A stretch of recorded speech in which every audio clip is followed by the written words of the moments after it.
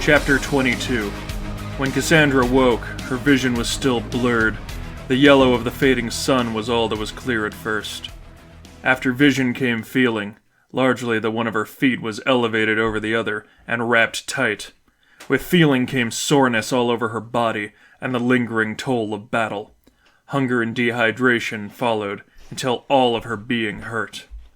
"You're finally up." Cassandra rolled to the side opposite the window. She felt better, if only a little. Bruce stood in the doorway, arms crossed, and dressed in an old sweater and some slacks. "Dad." Speech made her throat hurt even more, and as she looked around, she realized she laid in her bedroom. She noted a glass of water on the nightstand. Cassandra grabbed a hold of the cup and drank it. As she set the glass down, the tiny happiness within faded. Bruce wore a stern look on his face. "How are you feeling?" From his voice, Cassandra knew he cared deeply, but there was some more pressing matter he was desperate to get to. "I don't know," she said. "Do you remember what happened?"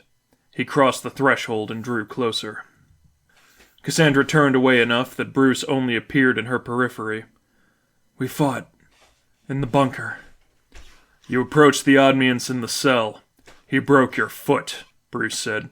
"Alfred and I took the measurements. We're having a cast made, but he could have done much worse if he cared to." When Cassandra said nothing, he continued. "He escaped on a bike that was in for repairs." Cassandra looked down, bit her lip, and fought tears. "I let him go." "Tim and Stephanie have already heard plenty from me about the state they left that bunker of theirs in, but I need answers from you. Why did you go in to face him?" "He was fighting. Kicking, crying. Felt sorry for him. Thought he was like me. Raised like me." Bruce pinched the bridge of his nose. "I understand why you did it, but you let your compassion get the better of you." "I know." "You're going to need some time for that to heal." "I know." "The police found the bike crashed, but they didn't see any sign of a driver. I don't know if Lipov prepared him for this, but he's surely looking for a way back." "Dad?" Cassandra spoke with an emphasis caught between sadness and anger. "I know." Bruce went quiet for a moment.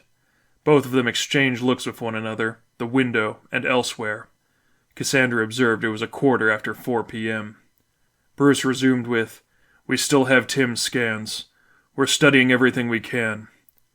But is there anything you can tell me?" "He's afraid. I saw in his body, in his face. Very afraid." As she spoke, the last image of the Odmians as he looked down on her returned to the front of her mind. "Or I thought so." Bruce nodded. "Anything else?" Cassandra pulled up her comforter and clutched it tight. "Sadie left me." Bruce sighed. "I'm sorry." He struggled with his expression for a moment, and waited just long enough that it was clear he'd made a decision about his next question. "Do you need to talk about it?" Cassandra shook her head. "Not now." "We have plenty of other things we need to address. Needless to say, your foot will take some time to heal. You'll be out of uniform for the next few weeks at least." Cassandra dug her head deeper into the pillow. "Fine. I have some other work to do. I'll have Alfred bring you something to eat, if you're hungry." "Thank you." "Focus on your recovery." Bruce stepped in close enough to pat her on the back once. "I have a lot on my mind. I'm sure you do too. But I'm glad you're safe." Cassandra's smile was the most pathetic but most genuine she could muster. "You too." Bruce stepped out of the room and left her alone in bed. For a few minutes, Cassandra stared at the ceiling, too beaten to think on anything else. All she knew, in that moment, was she was too rested to slip back to sleep. And she was waiting for food anyway. With a little fumbling, she got a hold of the remote control for her radio. The batteries must have been dying or something of the sort, because it took a few tries to switch it on. "Phil, I could go on this one. We've become a society so terrified of pain, we fail to realize that suffering is a gift from God." Cassandra felt around on the remote. She was suffering quite enough without Cameron Graham's commentary on the matter. If you think you can break man's laws and not face some consequence, you're just wrong. And if you think you can defy God's laws and not face God's consequences, you're even more wrong. You think God inflicts suffering on us to teach us things? His co-host asked. I don't think God likes to punish us, but yes, I think that for some of us it's the only way we learn. And apparently there are people who, no matter how many times they touch the stove, won't believe it's hot. In spite of mashing the buttons on the remote, Cassandra couldn't change the station. Her radio could be annoying like that. Sometimes the remote only worked from the right angle. Phil, I've gotten plenty of callers asking me where this all came from. Kids weren't attacking schools, they weren't engaging in dangerous practices, and they weren't hurting themselves like this when we were growing up. But today's parents are raising the most socialist and godless generation in American history. Cassandra pulled her pillow over her head in an attempt to blot him out. You look to what they're learning about. God is no longer necessary to the creation of the universe. That pornography and masturbation are normal and healthy. That homosexuals aren't hurting family fundamentals to their very core. Our children are suffering in these ways because God is trying desperately to put them back on the right path. We've become too afraid to punish what's gone wrong. But our Lord isn't afraid of anything.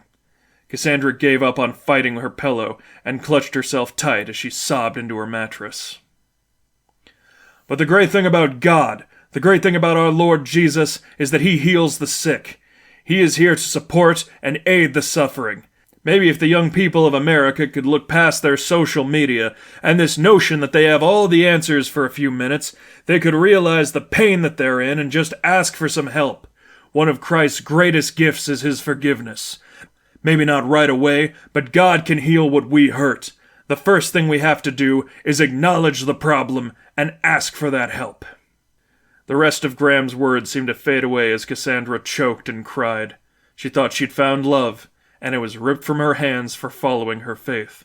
She went to save her father, and didn't even know what became of him. She had shown an opponent mercy, empathy even, and he could have killed her for it.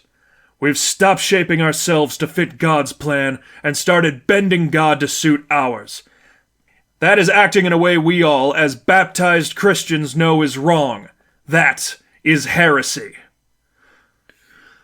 Please, God, I just don't want to hurt anymore.